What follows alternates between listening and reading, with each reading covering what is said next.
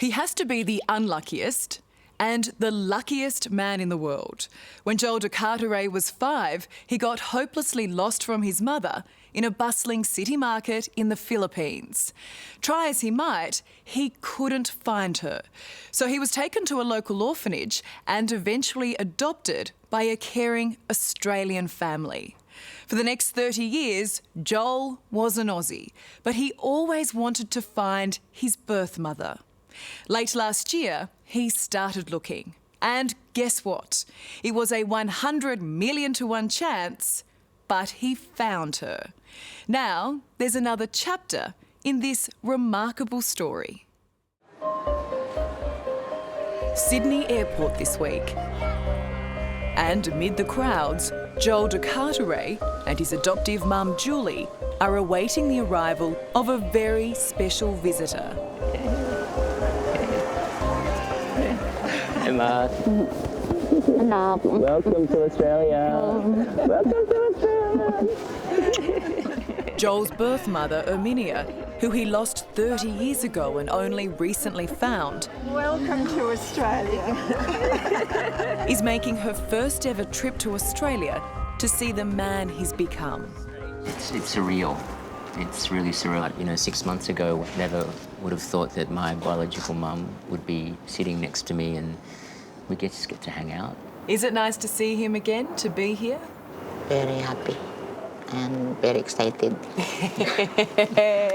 Joel's story has come full circle.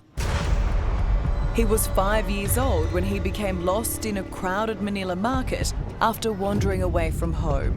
He ended up in an orphanage where 18 months later, he was adopted by Julie de Carteret. He was a dear little boy. I always knew that there was another woman out there who loved him, never for a minute thinking that I would meet her. Joel settled into a perfect life in Melbourne, but yearned to reconnect with his roots. It's just so hard. Like, where do I start? So late last year, he headed back to the Philippines. Deep missing boy? In search of himself. 1985?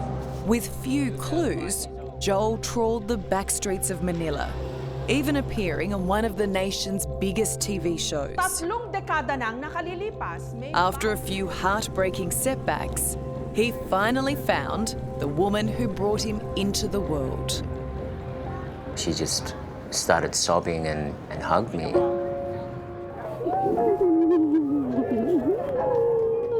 Probably after about like 5 or 10 minutes, I started to feel it. I was like, oh, this is my mum.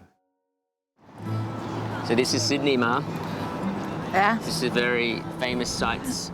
Since their reunion at the start of the year, they've kept in constant touch.